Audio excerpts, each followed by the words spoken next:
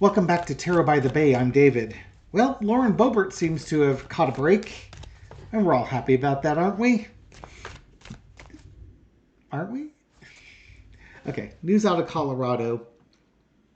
Um, the Colorado Republican Party chose a former mayor named Greg Lopez to to basically serve out Ken Buck's term for the remainder of the year. This means that none of Lauren Boebert's opponents who are currently running in the primary that's going to happen in June will be the incumbent in that position. So, in a fairness sort of way, this is the most fair thing for the candidates that are running for that position. Much similar to what happened in California when Dianne Feinstein passed. They appointed a woman to that position who was not going to run for the Senate position, keeping things open between Barbara Lee, Katie Porter, and Adam Schiff, and Steve Garvey, apparently, to run for their elections, in which case it's going to be Adam Schiff versus Steve Garvey.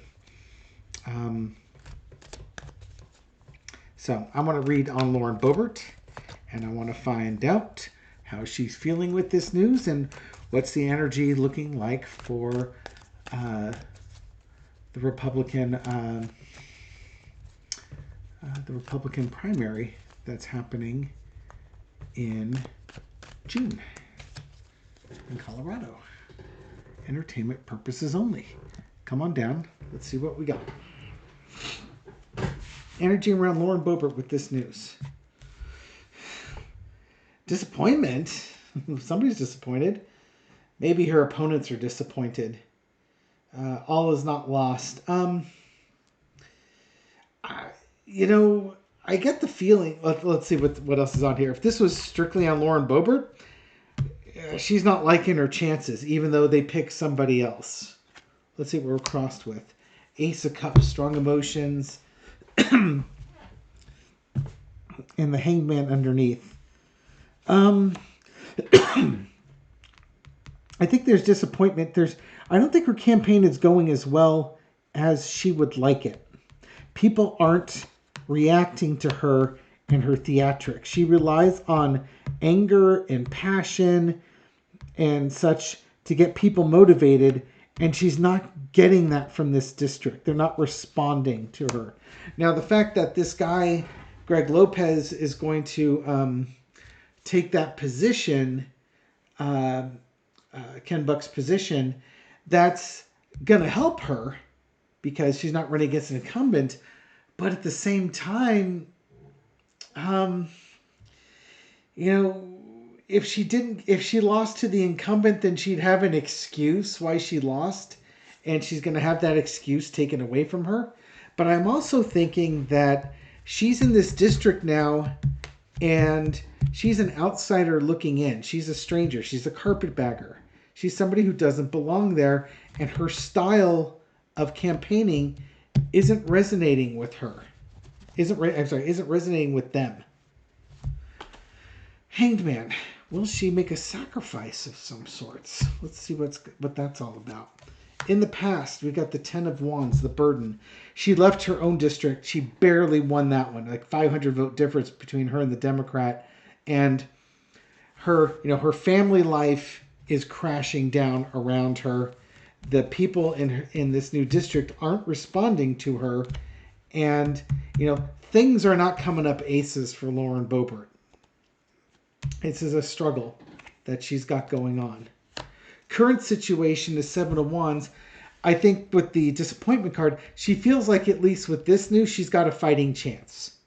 She can, she's got name recognition, and she's set herself up as a fighter, and she's going to go against all these other folks. I know one person on there is definitely a MAGA guy because he was wearing his red MAGA baseball cap. And this might be one of those instances where he might try to be more extreme than her, but she's got name recognition and he doesn't. Overarching energy. Two of Cups. Agreements. Compromises.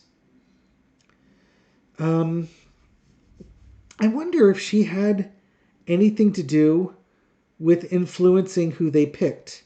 Because apparently it was a really close vote between this fellow Greg Lopez and one of the candidates that is currently in running for that position. Let's see if I can get his name here. And it's the fellow that's it's like Sonnenberg or something like that. It's the fellow that's I think he's the highest ranked person in there, or leading the polls over there. Who? Come on, we got it. Jerry Sonnenberg. He's a former state lawmaker and current Logan County commissioner who won the backing of the GOP establishment figures in this primary. So I think this is an agreement amongst the GOP that they would pick somebody that was not represented there. This is going to be Mr. Lopez coming in, which gives her that fighting chance. Lesson to be learned. She's been given a gift. What she does with that gift is going to be up to her. This is an opportunity. There could be a little bit of money changing hands, entertainment purposes only. I'm not saying anything about anything. I wonder how her fundraising is doing. I don't remember how her fundraising is doing, if it wasn't doing all that great or not. That's not a great outcome. Outcome, though, is the Eight of Swords. Despite all this, pretty much she is who she is. She cannot reinvent herself, nor does she want to. She's an outsider coming in. She's somebody who likes to fight and argue with people. She's not a consensus builder.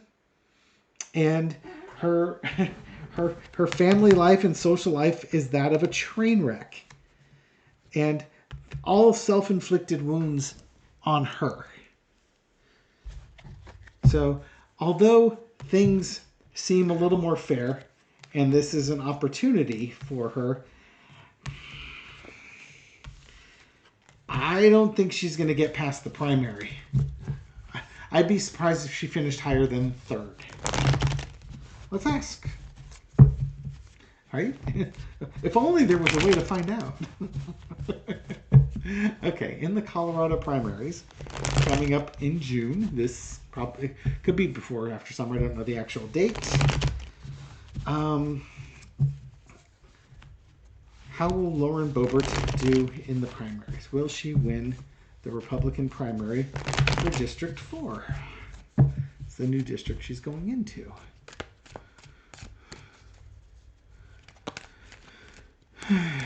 Lauren Boebert, District 4, June primaries. She's running. Will she get the GOP nomination? I'm really not feeling it.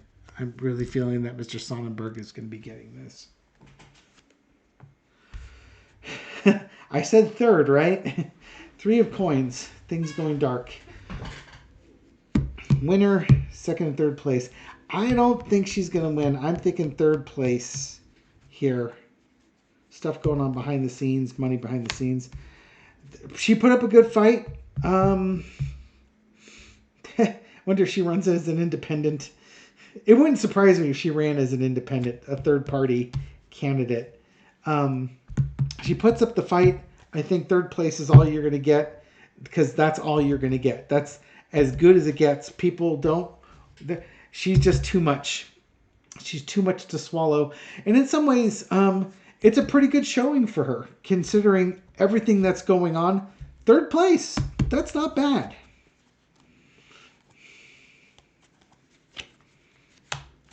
In the past, you got the King of Swords. I think this would be Representative Buck. They're used to a certain style of seriousness of representative in that district, and not the clown show that is Lauren Boebert from District 3. Again, that serious-mindedness. The person that they that is going to win the primary will win the seat, but he's going to be a much more serious-minded politician. I suspect Sonnenberg represents that. They have a choice. There's a crossroads there. I do wonder if she's going to run as an independent. It wouldn't, if she's got the money, it wouldn't surprise me. We've got a choice here. Of course, the choice is usually between a Republican and a Democrat, but maybe there could be a third person that's coming in on this one. The lesson to be learned is the burden. It was too much. Too much for her. She had too much baggage coming in. Voters made a choice. She's got too much baggage with it. And she's way too emotional. She's got too much baggage, too much emotional baggage for their liking. They couldn't stomach her. I'm guessing third place.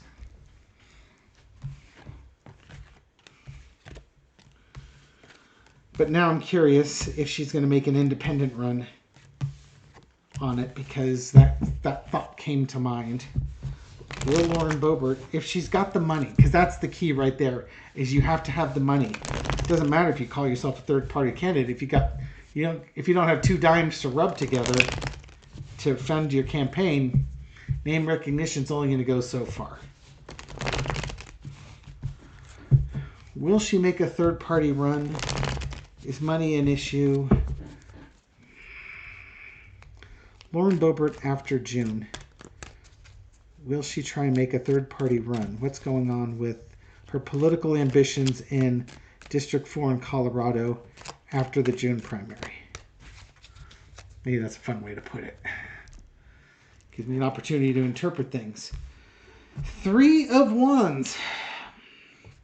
Again, 3. Third place, looking to the future, could be the third party. You know, Democrats, Republicans, and, oh, here's this wild card independent. I wouldn't be surprised if she makes an independent run of it. Queen of Cups, keeping your emotions in check. You are looking in the distant future here because you couldn't keep your emotions in check. If she's considering a third person run, it's possible, but she may not have. It's like it's a secret right now, or it may be something she wants to do but cannot do. But there's a progression here. The Chariot card, things moving forward. She might be looking at it. She may not say anything right away. We'll see what that's all about. She might run like a Sarah Palin and say she's a maverick or something along those lines. Well. Doesn't that card look familiar? 3 of Coins in the past. Okay, so they've made their selection. She came in third place. They've got their candidate. But now we've got a pair of 3s here. Third party run. While she's considering her third party run, she keeps getting information that's not good. She's not hearing what she's liking, which is why she's probably keeping a lid on things. One of the best things she's probably done, well, or that she does better than Marjorie Taylor Greene, is she can keep her mouth shut while she's plotting something or planning something out. Marjorie Taylor Greene will blast it out for everybody to hear. This might be polling or something along those lines, seeing, if she ran as an independent, how would she do? Would she have a chance? And this could also be the GOP telling her, don't you dare split the GOP vote. And then we've got a Democrat that suddenly gets elected in that district. Because folks will vote for Marjorie Taylor Greene or this other guy. Page of Swords. Much more Marjorie Taylor Greene than Lauren Boebert. Spy in the camp. Somebody who's not very good at something, trying something anyways. She might give it a swing as a third-party candidate just to mix things up, because who knows what might happen. She's probably hoping for one more payday, but I think it's because she doesn't want to be out of Congress. It's the best job she's ever had. She can yell at people all day long, and she gets paid $150,000 to $200,000 a year. And if she's in there for a couple more terms, she gets like lifetime medical benefits and there's all sorts of great things to stay in there. And she doesn't actually do anything. She votes against tax breaks that she then later touts the earmarks as something that she did, something great that she did. Out comes the 9 of Cups. She might be able to negotiate something out of the GOP, not to run as an independent. But if she can't, I wouldn't put it past her to run as a spoiler, because she thinks she can pull it off. Dilute out the votes enough, and she could pull off a victory in that district, because it's a pretty deep red district, and she's got name recognition and appeal. Mind you, no coin cards came up during all of that. And I really do think that if she's going to make a run on something like that, she needs to have, I'll ask, she needs to have funding.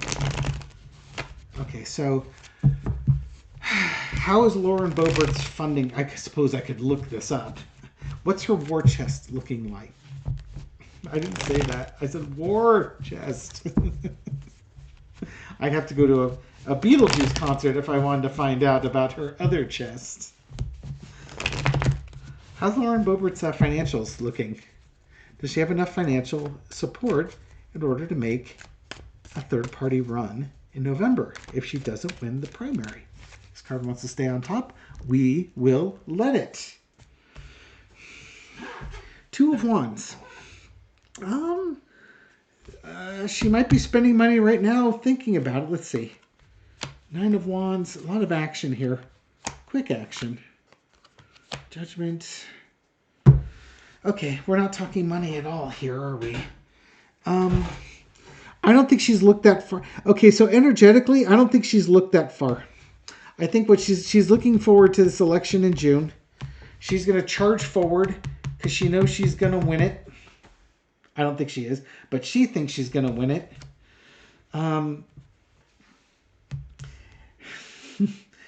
And if she doesn't, she's like, oh God, what am I going to do now? You know, if I don't win this I got to win this election. If I don't win this election, I don't know what I'm going to do. I don't know what my other options are. But the voters are going to decide. She's relying on her passion. Again, her anger, her emotions to pull her through on this. Again, no pentacle cards. And I was asking about how her financial situation is. I'm not seeing it. We will leave it at that. So right now, where she is focused is on this June primary. I think after this June primary, which I think she will finish in third place, I think she will at that point start contemplating an exploratory campaign to run as an independent in that district. Or something along those lines. And part of it, the Republican Party is not going to like that. They're going to try and talk with her about that, talk her out of it. And maybe she can get some type of plum arrangement out of them to not run as a candidate and split the conservative vote in that district. It looks like she gets some type of victory. Whether that victory is getting something out of the Republicans in that district, or she successfully runs as an independent candidate. I'm not saying she's going to win, but she successfully runs. Now, here's an interesting thing.